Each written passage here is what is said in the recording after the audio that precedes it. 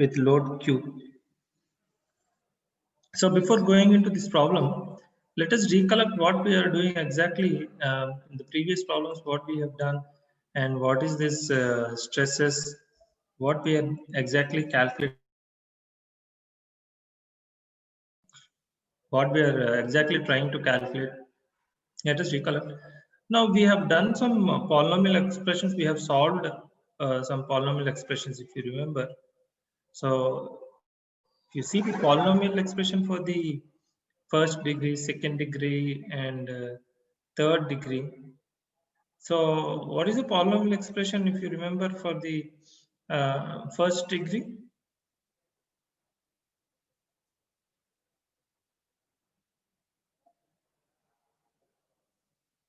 For the polynomial expression first degree is everything 0. Got sigma x, sigma y, tau x will be 0. The polynomial expression of the second degree, what are the values we are getting? Do you remember?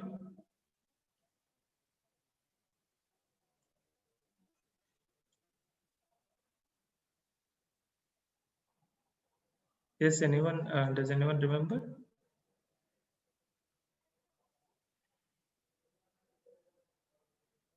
For the second degree, what is the polynomial expression we got?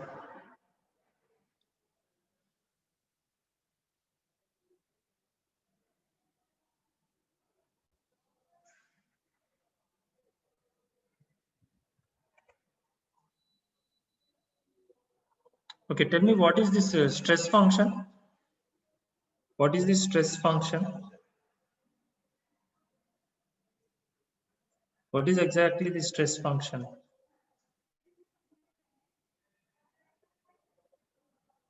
Can anyone tell the what is the stress function?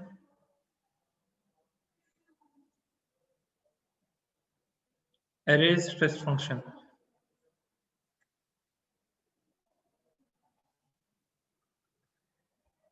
The basic equation is there, no?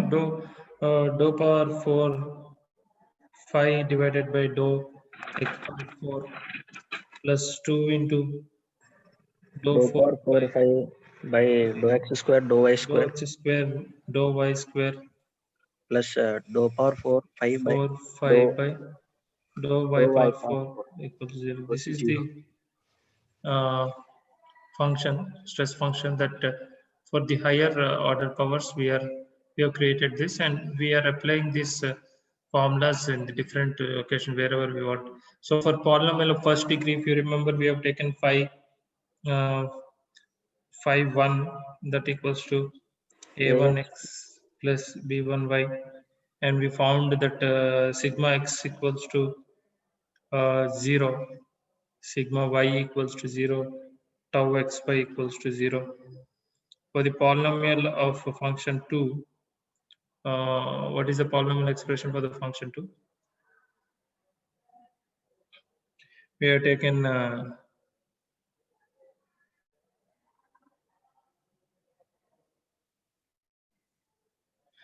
phi 2 equals to a2 by 2 x square plus b2 into xy plus c2 by 2 into y square, and we got sigma x equals to c2, sigma y equals to a2, tau xy equals to minus b2.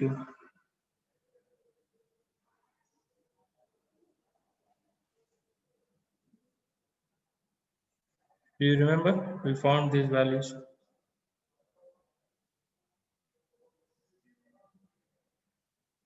Yes, sir. So for third degree, what is the expressions? We got sigma x equals to c3x plus d3y, sigma y equals to a3x plus b3y, tau xy equals to minus b3x minus c3y. Right. So here the stress function, these for each individual degrees, whatever we found out, if we add them all together for are convenient and substitute in this expression phi function, that is in the stress function, you can determine different state of stresses on the body, on the member, or on the beam or column, or on any material. So that is what we are discussing. Now we have calculated different stress diagrams. We have found different stress diagrams for different conditions, and we have solved the problems. So now today we are going to take a problem, that is bending of a simply supported beam with uniformly distributed load. That is for this condition. For this we are going to calculate the what is the state of stress. So for this one, uh,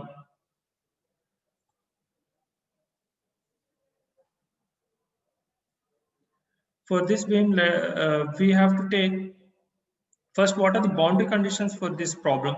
That is for this particular beam. If I draw this beam once again, and if I have a uniformly distributed load over here like this, and this is phi and this is L, right? So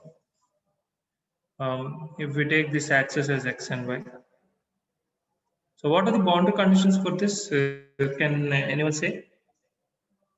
This is your x-axis and this is your y-axis. So if I take the state of boundary conditions for this, first this is, if this distance is c and this is c from the neutral axis, and this loading is q on vertical y direction, the y direction, and this is L and this is L. Like this, if I take for convenient in solving the problem, if I take it L, it will be easier. If I take L by 2, it will be difficult. So the values will match, but it will be a little bit difficult. So here I'm taking this condition like this. This is the beam, and the thickness, the cross section thickness, that is the cross section thickness I'm taking as unity, that is 1. If I consider this beam, what are the boundary conditions for this? So here tau, first I'll start with sigma x. Let us start with sigma y. Sigma y is better. Sigma y, that is the stress along y direction, that is on this face, on this particular face. If I move towards the top, if I substitute this distance c, and bottom, if I move to the bottom, then what is the state of stress? Here, if I take it as sigma y at c, sigma y on top of the surface, that is y equals to, if I take y equals to c, what is the value? If I take y equals to c, at the top fiber, it is what?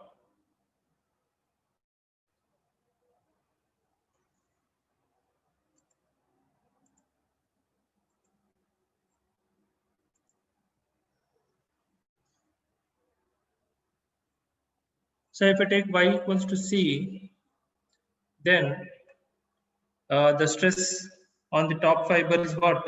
It is q.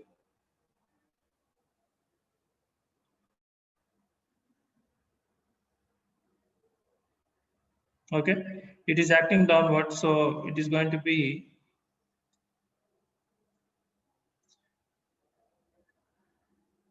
minus q. So if I take the same at the bottom, that is sigma y, that is at y equals to minus c, that is on the bottom face, this face, there is no value over there, so it is going to be 0, right? Similarly, if I take sigma x, so here sigma x means it is along the length, along this particular direction and this direction. So if I take at x equals to plus L and x equals to minus L, This is your minus L, this is your plus L. If I take X there, and along Y, you have to integrate along Y because it is it is thickness, it is having some thickness. So I'm integrating with respect to Y, that is minus C2 plus C. Say that is the boundary conditions, right? Minus C is the bottom one and plus C is the top one, right? Plus C2 minus C, if I integrate, and sigma X at X equals to, we'll take at X equals to, sorry, at X equals to, at X equals to L, capital L, that is at X equals to L means which phase? This phase, right? This phase, I'm substituting this L value, right? If I substitute X equals to L into dy, dy is the differentiation along the width. Along this width, we have to differentiate because integral, we have to apply integrals because it is along the length. Limitations, it is the nothing but the limitations. So that on this phase, it is going to be equal to 0. There is no the stress value acting in this direction. So there is no stress values acting like this along X. It is not given. So it's going to be 0. Then similarly, if I take X equal to minus L, so minus L also it will give you the same value. It will be 0. So I can write plus or minus L over here. Plus or minus L, the value will be 0. So separately, if I write,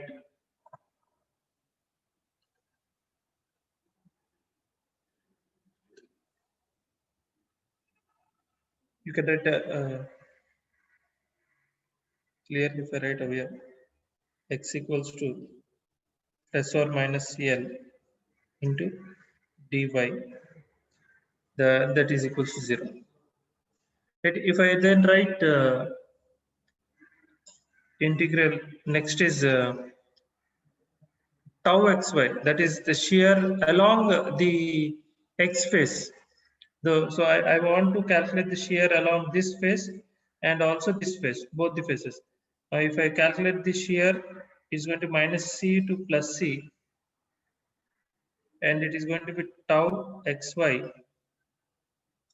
where x equals to plus or minus L. The shear value also is 0 into dy is 0. There is no shear along these both the no, the shear force will be there. No, there will be shear force. It's not equal to 0, right? Because here it is loaded with W. Sorry, it is loaded with Q. So what is the support over here? It will go. It's going to be Q into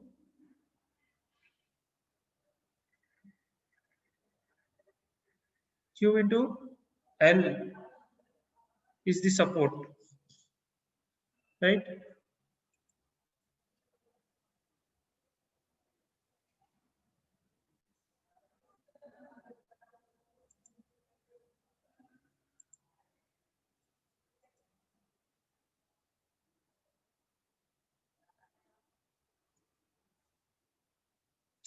And this is going to be Q into L. And the next condition is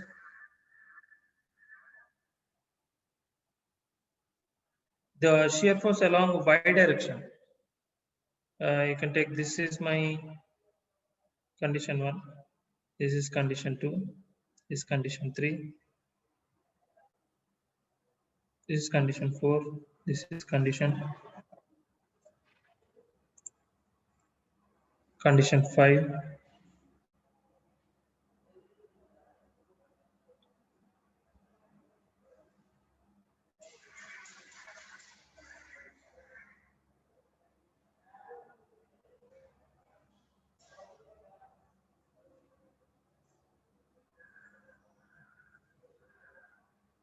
It's very difficult for me to manage with this writing. This is a very big problem for me. I'm not able to write so conveniently. So anyway, this is my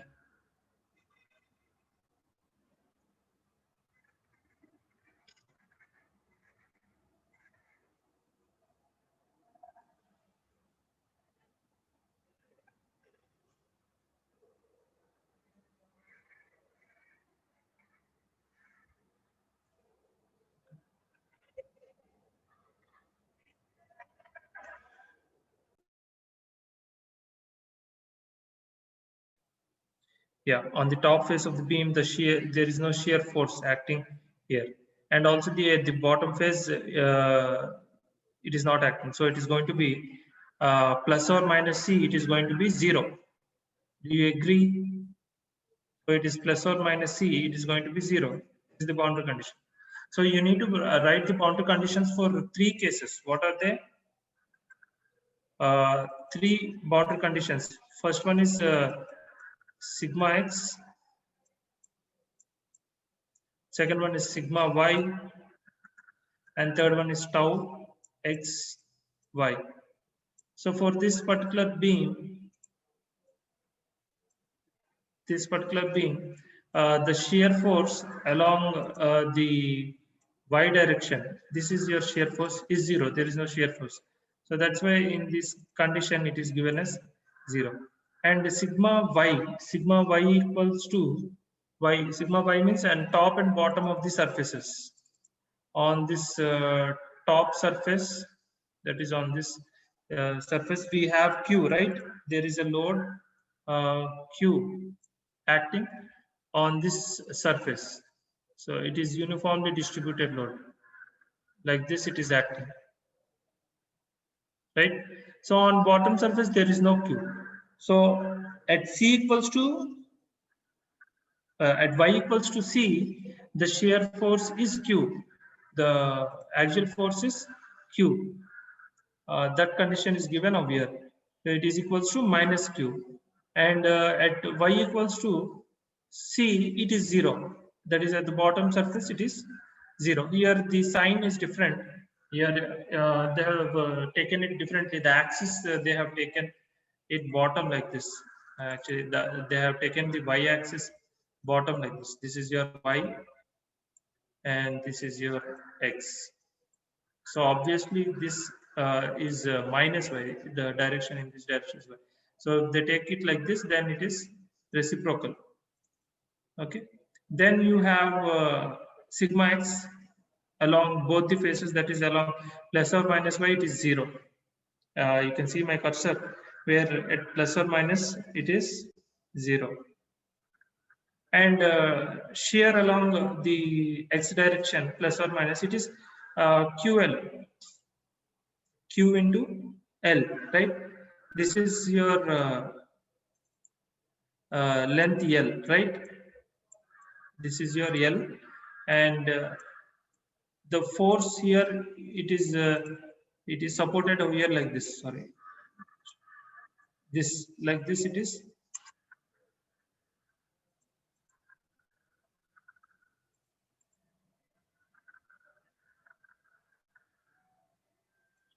This support. So how much is this value and this value?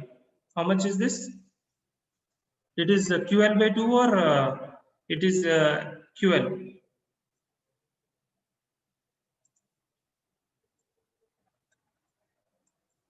How much? It is going to be QL. It is QL, and this side also it is QL. Both the sides it is QL and QL. This is QL and this is QL. So on this surface, the shear force is not 0. That is tau xy is not 0. Okay. So the tau xy is not 0. That is QL. But this last equation is moment equation. The last equation minus C to plus C, sigma x at the rate x equal to plus or minus L into y. Into y is the moment equation. So the moment for simply supported beam is how much at the ends? The moments for simply supported beam at ends is how much? How much?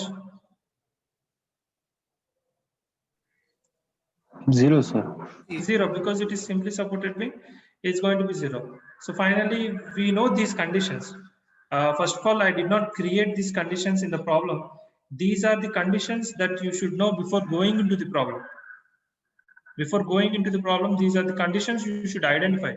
So all these 6 cases will be there in all different types of beams. Previously, we have taken the beam as cantilever beam. If you remember, we have taken the cantilever beam, and for this cantilever beam,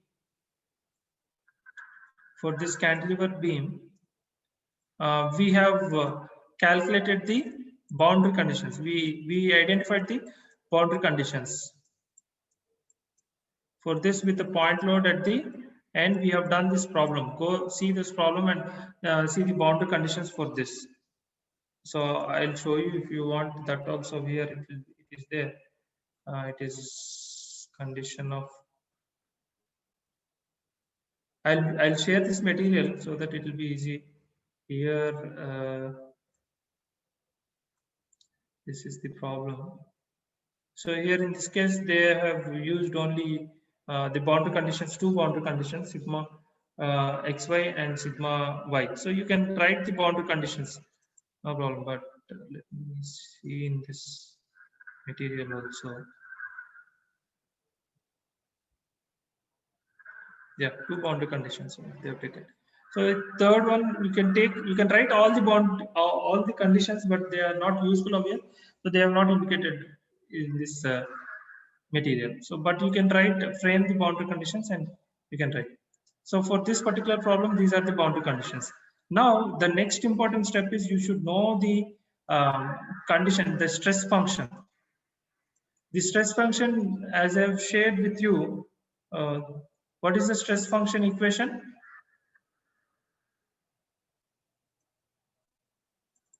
Stress function equation.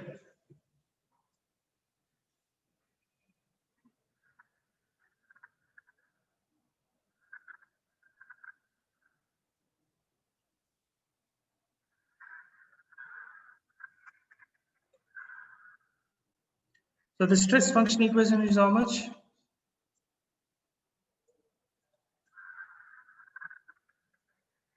Yeah, dou power 4 phi by dou x power 4 plus 2 into dou 4 phi by dou x square dou y square plus dou 4 phi by dou y power 4 equals 0. This is the stress function.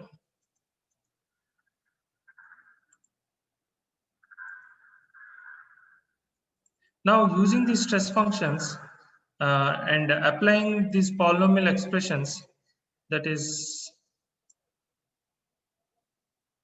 in this problem, they have taken a polynomial of the considered for the second degree. If you take the second degree and putting this B2 and C2 equal to 0, you will get phi 2 value, and polynomial of third degree and polynomial of fifth degree. So these are the three polynomial functions. Keeping the certain values equal to 0, you will get the final phi, that is phi equal to phi 2 plus phi 3 plus phi 5. So this is the polynomial expression that you are going to get. Phi equals to phi 2 plus phi 3 plus phi 5. So you have to add these three functions, and finally, if you add these three, phi 2, phi 3, and phi 5, you are going to get this equation. This equation, you can see over here, it is written or this value, right? This function you are going to get. So this, after getting the function phi, you know what to do. You can calculate sigma x, sigma y, and tau xy, right? You will calculate these three components, sigma x, sigma y, and tau xy. Okay, so I'm going to give this equation. At least you do this one for 5 minutes. Let me see that you also are involving in this problem. So you take this function phi and simplify, find out sigma x, sigma y, and tau xy.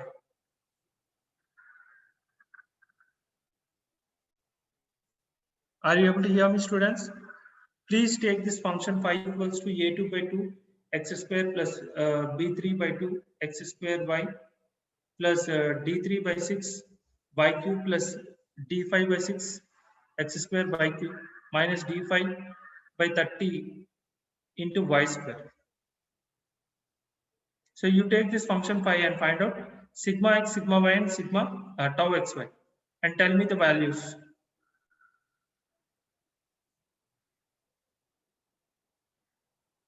So will you do it? I'll be waiting for next 4 minutes. So it is 2:36 now. Next 4 minutes, I want you people to find out sigma x, sigma y, and tau xy, and tell me. Please reply, are you doing or not? Yes, sir. So Others also. Yes, sir. Okay, do it. I'll just be waiting for your answers for next 5 minutes. I have paused the video, right?